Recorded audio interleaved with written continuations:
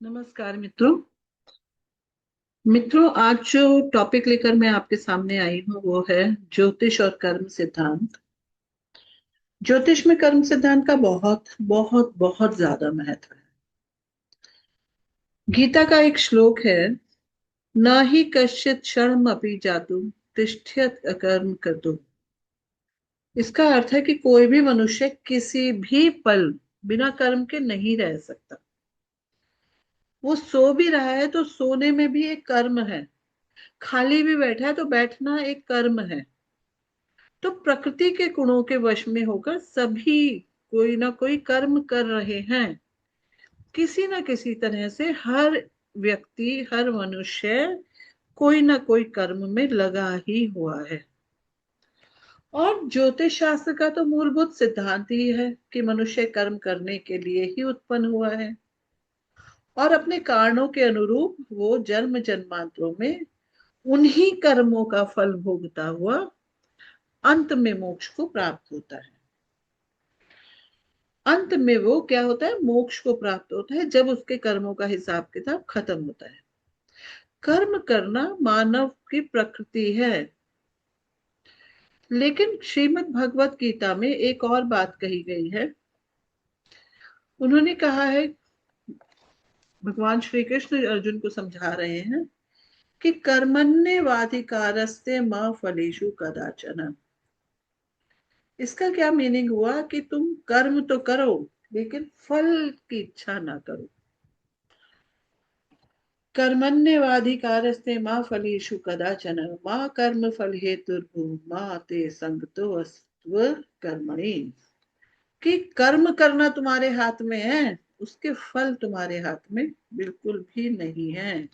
आप अपना कर्म पूरी मेहनत से, ईमानदारी से करते रहो और फल की चिंता बिल्कुल मत करो। लगन से काम करो। फल की इच्छा को त्याग कर साइड में रख दो और काम करते रहो। अर्थात हमारा अधिकार केवल कर्म पर है, फल पर बिल्कुल नहीं है। अब कर्तव्यों के आधार पर कर्म को दो भागों में बांटा गया है। इस चीज को बहुत ध्यान से समझने की कोशिश करेंगे कि कर्तव्यों के आधार पर, यानी कि जो हमारी ड्यूटीज हैं, उसके आधार पर कर्म को दो बताया गया है। एक होते हैं इष्ट कर्म, एक होते हैं पूर्त कर्म। इष्ट कर्म यानी कि ईश्वर की आराधना से संबंधित जो भी कार्य हम करते हैं, जैसे यज्ञ कर लिया, हवन कर लिया, पूजा पाठ कर ली, मंत्र कर लिया, पाठ कर लिया, जाप कर लिया, जितने भी अलौकिक कर्म हैं वो सब इष्ट कर्म कहलाते हैं। अब आते हैं पूर्त कर्म, जो लौकिक कर्म है, जो सामाजिक तौर पे किए जाते हैं। जैसे कुएं बनवाना, कूप बनवाना, पाठशालाएं करवाना। सामाजिक तौर पे कैसे, समाज कल्याण के काम करना। किसी की लड़की की शादी है तो वहां पर जाकर कन्यादान करना, दूसरों की मदद करना, बीमार लोगों की मदद करना। ये कैसे काम है, पूर्त कर्म है, ये लौकिक कर्म है। ये कैसे कैसे किए जाते हैं, सामाजिक तौर पर किए जाते हैं। और अलौकिक कर्म जो होते हैं, हम जो जिसमें ईश्वर को रखते हैं, यज्ञ, हवन, पाठ, ये सब। अब कह रहे हैं कि इष्ट कर्मों और पूर्त कर्मों को आगे फिर से तीन भागों में बांटा है। और वो कौन कौन से कर्म है, इसको हम ध्यान देते हैं। पहले कर्म कहा है नित्य कर्म, जो रोज करने हैं। रोजाना पौधों को पानी देना है, पर्यावरण की सुरक्षा करनी है।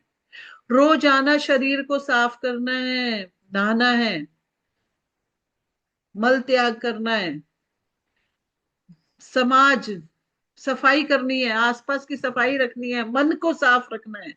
शरीर के साथ साथ मन को भी साफ रखना है, पर्यावरण की सुरक्षा करनी है। ये सारे क्या है, ये नित्य कर्म है। रोजाना रोजाना घर में झाड़ू लगाते हैं, सफाई करते हैं, पोछा लगाते हैं, फिर चीजों को साफ करते हैं, डस्टिंग करते हैं, पौधों को पानी देते हैं रोजाना, चिड़ियों के लिए पानी रख देते हैं, गाय के लिए रोटी बनाते हैं, कुत्ते को रोटी देते हैं।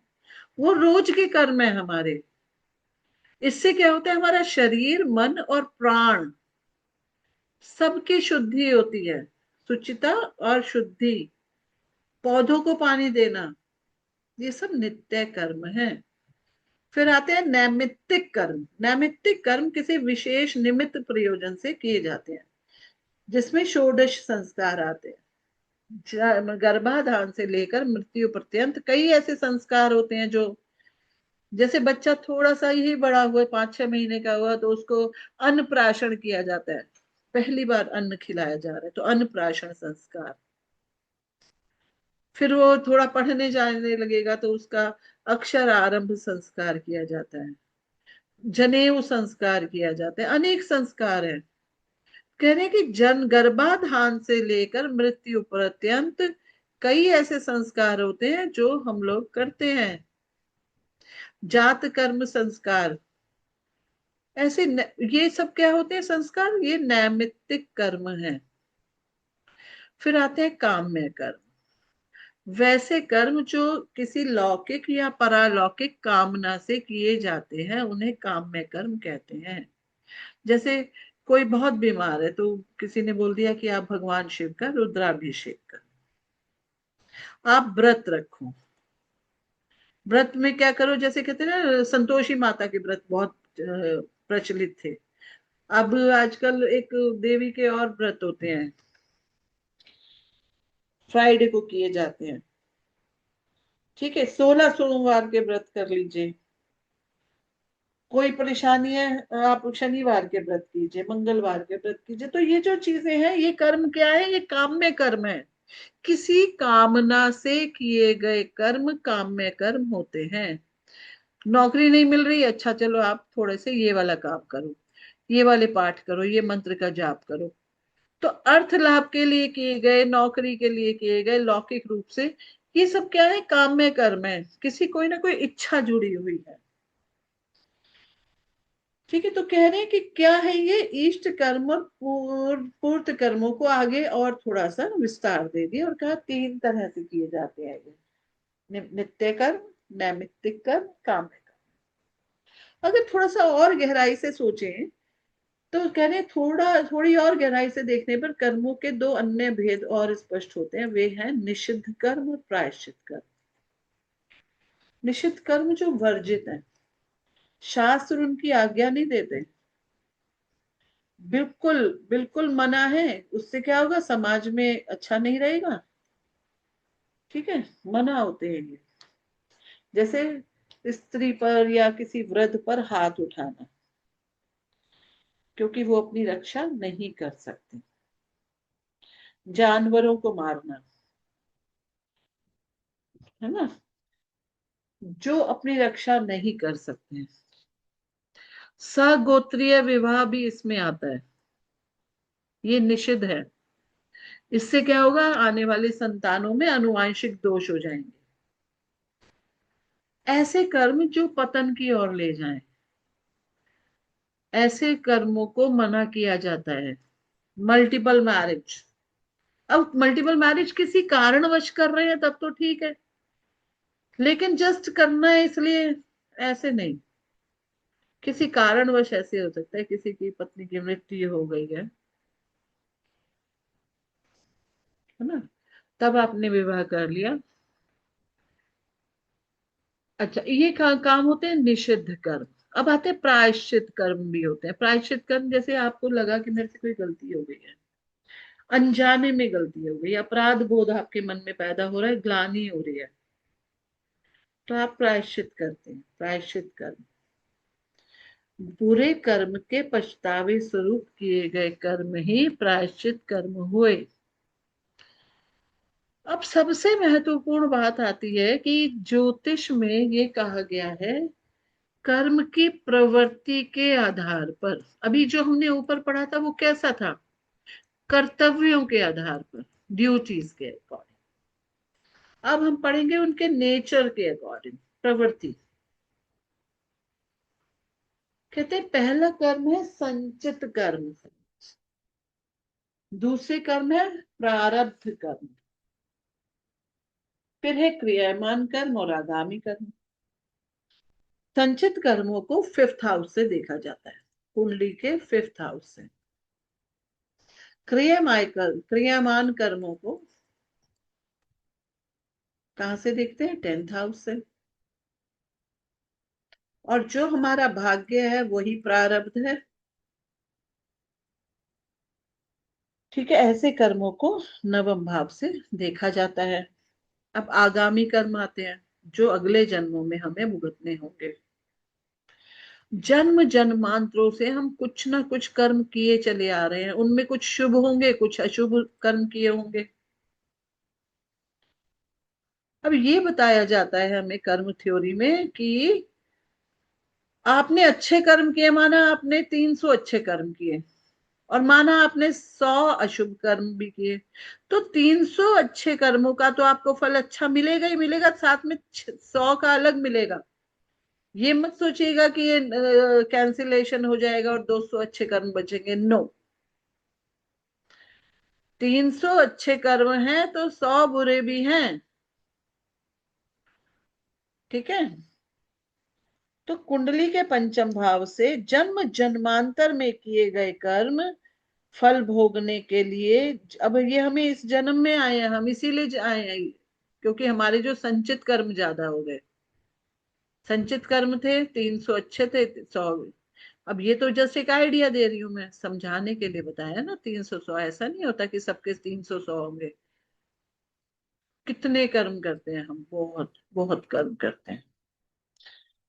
कुंडली के पंचम भाव से इनका पता चलता है। कहा जाता है कि संचित कर्मों का फल जब सभी सभी संचित कर्मों का फल सब भुगत लिया, यानी कि अच्छा बुरा सब हो गया, यानी कि जो 300 और 100 हमने कहे थे, 100 की सजा भी भुगत ली, और 300 कई जो शुभता थी उसको भी भुगत लिया, तो ये कैंसिल हो जाते हैं, खत्म। तो ऐसे में मोक्ष की प्राप्ति होती है।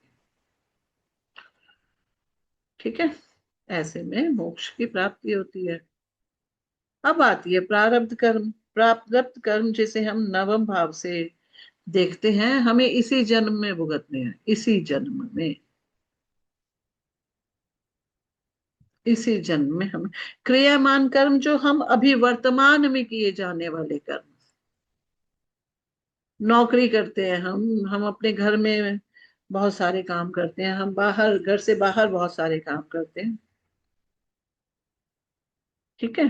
फिर बनते हैं आगामी कर्म, जो वर्तमान में हमने अच्छे कर्म किए, बुरे कर्म किए, उनका जो लेखा जोखा होगा वो हमें आगामी यानी कि नेक्स्ट लाइफ में मिल जाएगा, तो आगामी कर्म बनेंगे। ठीक है। अब आगे देखिए। अब श्री मद्भागवत गीता में भगवान श्री कृष्ण कहते हैं, कर्मणो हयावि बोद्धव्यम च विकर्णम, अकर्मश्च बोद्धव्यम गहना कर्मणो गति। अब इसका क्या मतलब है? अब यहाँ पर भगवान बहुत सुंदर बात बता रहे हैं कि यहाँ पर हमने देखा कि संचित कर्म जब सब कैंसिल हो जाते हैं तब मोक्ष मिलता है। अब यहाँ पे भगवान एक रास्ता बता रहे हैं। वो कह रहे हैं कि 3 तरह के कर्म करो। कैसे? मतलब कर्मों का इन्होंने डिवीजन किया, कहा कर्म होते हैं, अकर्म होते हैं और विकर्म होते हैं। इसको बहुत ध्यान से समझेंगे कि जो भी कर्म मन, कर्म और वचन से किया जाए वो कर्म है। मनसा वाचा कर्मणा, मन से किया जाए, वचन से किया जाए, या कर्मों से ही किया जाए, मनसा वाचा वाचा कर्मणा। जरूरी नहीं है कि किसी, जैसे आपने किसी को कहा तेरे चांटा मार दूंगा, तो जब चांटा मार दूंगा तो यानी कि मन में ऐसी इच्छा हो गई ना, वचन से ही आपने कर्म कर दिया। ये नहीं कर्म ना, हाँ चांटा मार दिया तो ठीक है, कर्म कर्म कर दिया, दूसरे का दिल दुखाया है। लेकिन अगर वचन से भी कह दिया तो वो करने जैसा ही हो गया, और मन में आ गया ना कोई बात, तो वो भी कर्म हो जाता है। ठीक है। तो भगवान कह रहे हैं कि पहला टाइप है कर्म, दूसरा टाइप है अकर्म। कुछ ऐसे कर्म होते हैं जो किसी भी इच्छा के बिना होते हैं, इच्छा के बिना। कोई इच्छा, उसमें आप फल की इच्छा से रहित है। ठीक है, बस आपको कर्म करना है। तो ये कर्म पूर्व जन्मों के कर्म फल को काटते हैं। ये वाले जन्म, ये पूर्व जन्मों के जो बुरे कर्म फल है ना, कर्म फलों को काटते हैं ये। आप माना किसी को दान दे रहे हो, कुत्ते को रोटी खिला रहे हो, आपके मन में ये है कि आपके कोई ग्रह अच्छे हो जाएंगे इसलिए मैं कर रहा हूं, तो ऐसे नहीं। बस आपका मन है, आप खिला रहे हो। उसके पीछे आपका कोई वो नहीं है कि आपके ग्रह अच्छे हो जाएंगे, आपको ये मिल जाएगा, आपको वो मिल जाएगा, ऐसे हो जाएगा, वैसे नहीं। जब बस आपका मन है, आप इसलिए खिला रहे हो, उसमें आपके कोई फल की इच्छा नहीं है। जब आपके किसी इच्छा के बिना या फल की इच्छा के बिना आप कोई कर्म करते हो तो वो अकर्म हो जाता है। अब आता है विकर्म, ऐसे कर्म जो निषिद्ध हैं, बिल्कुल मना है। क्योंकि यही कर्म आपको जन्म जन्मांतरों के चक्कर में डालते हैं।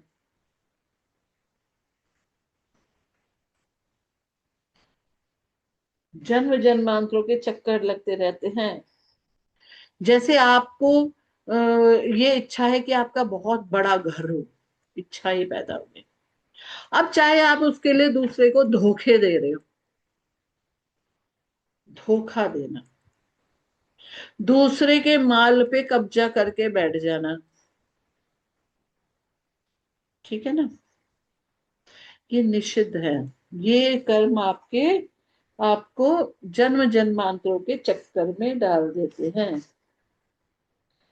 तो अब भगवान यहाँ पर राय भी देते हैं, कहते हैं